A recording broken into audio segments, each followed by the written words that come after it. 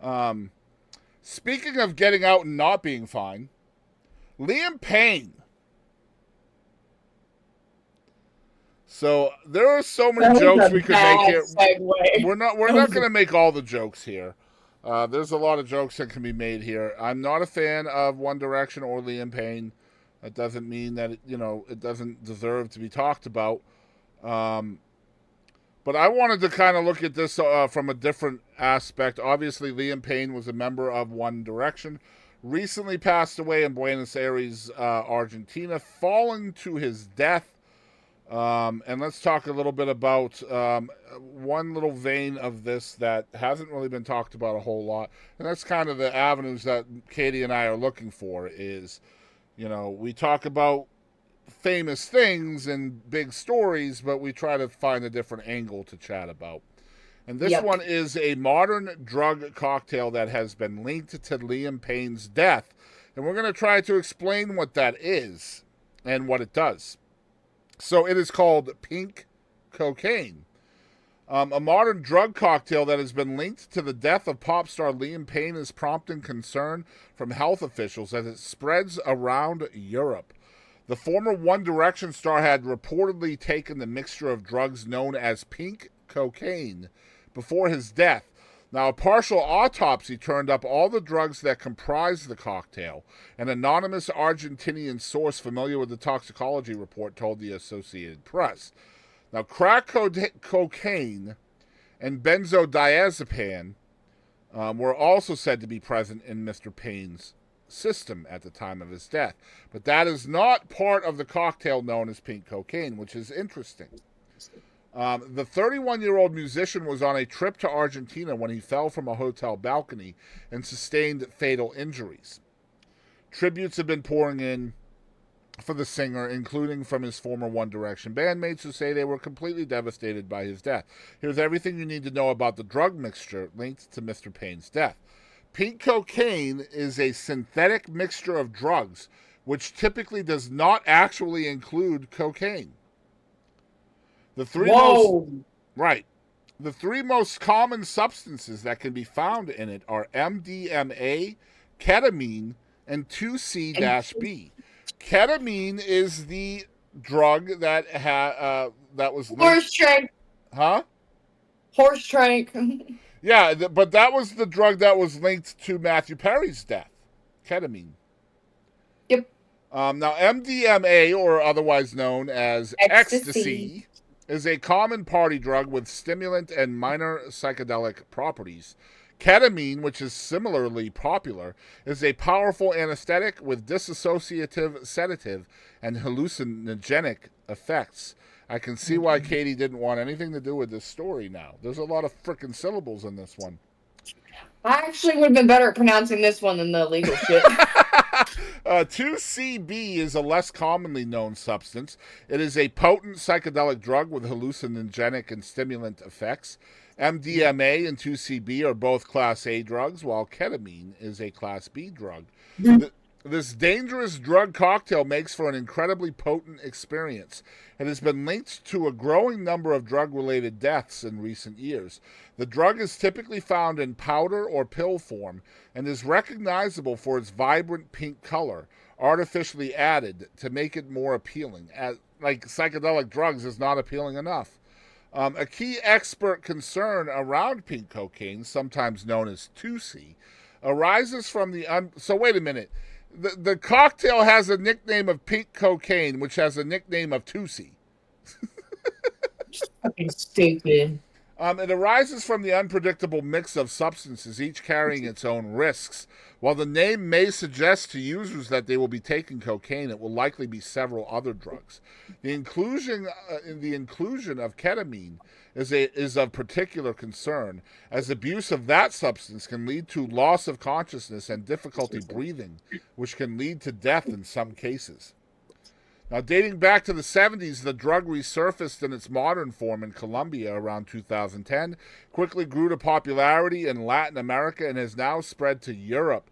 Pink cocaine has gained a reputation as a designer drug in recent years and is marketed as a high end product at around 76 pounds per gram, according to a report.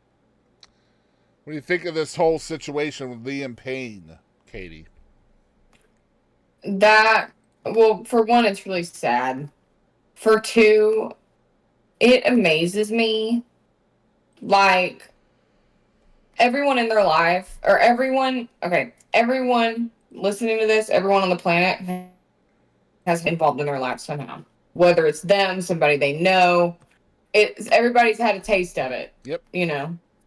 And this is just like, it's getting so insane.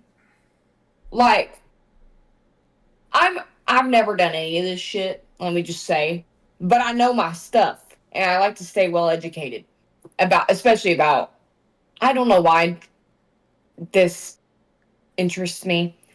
I don't know. It just does. But like, this shit is insane. If you guys,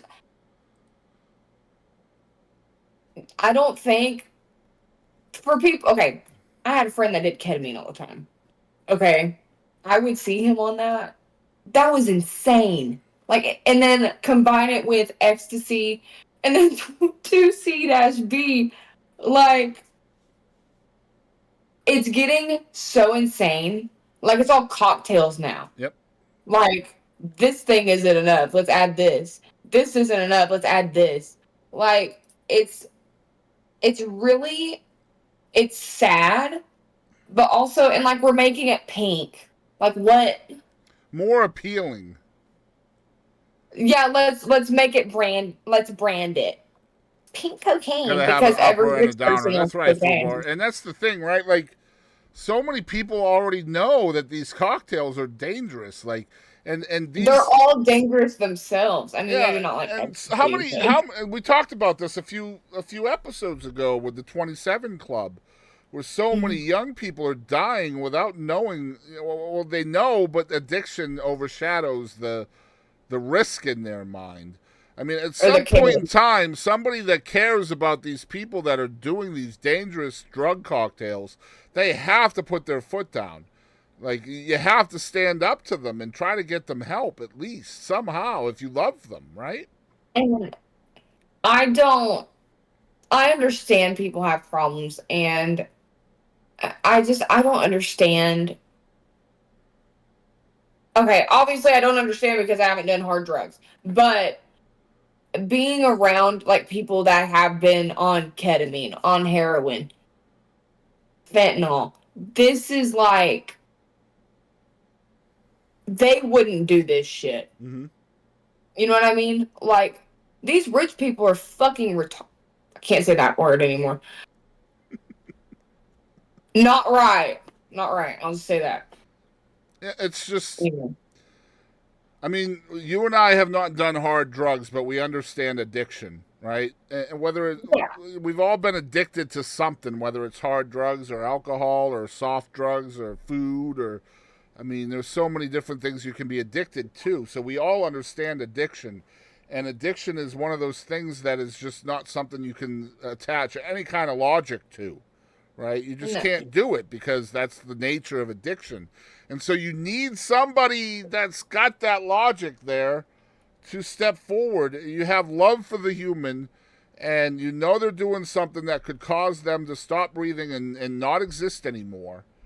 And so, like, as a fan of Elvis, for example, I mean, I'm still pissed off that, like, his entire crew, like, nobody stood up. And the only person that stood up to him had to take off. She had to divorce him because everybody was against her. Mm-hmm.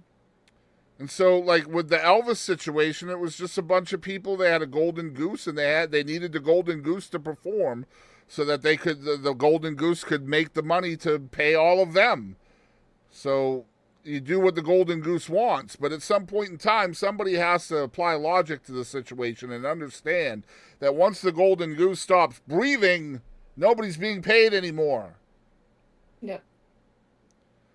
And I mean, that was 1977 when Elvis passed away. So we're almost 50 years from that, and Yeah. these patterns are still happening with famous people. It's sad, man. And like, I don't know. Like, it's, and it's not like, I really would like to understand the mindset. And maybe it's because they're rich and they can get hands on all these drugs and make a cocktail. But like I said, everyone I know I know a lot of people that have been on a lot of drugs personally, and none of them would do that kind of shit. Right. I know people personally that mix meth and heroin, and they wouldn't do that. Yeah. And see, that's my point. I think that fame, money, and power, Just I think it changes a person's sense of mortality. You know, I think they believe, well, it can't happen to me. I'm rich, I'm famous, I'm powerful, and, you know, it can't happen to me. I'm Liam Payne. I don't know if that's the case in his case, but it seems to be prevalent in the society of, you know, the yeah, upper elite. A lot of people that are rich, powerful, yeah, and famous dying of drug cocktails and, you know, all of these things. Whitney Houston, Michael Jackson, Jimi Hendrix, Kurt Cobain. You know, obviously it was a slightly different thing, but still was, you know, linked to addiction. There's just too much of this. Matthew Perry, more recently. There's just too yeah. much. It Way too sucks. fucking.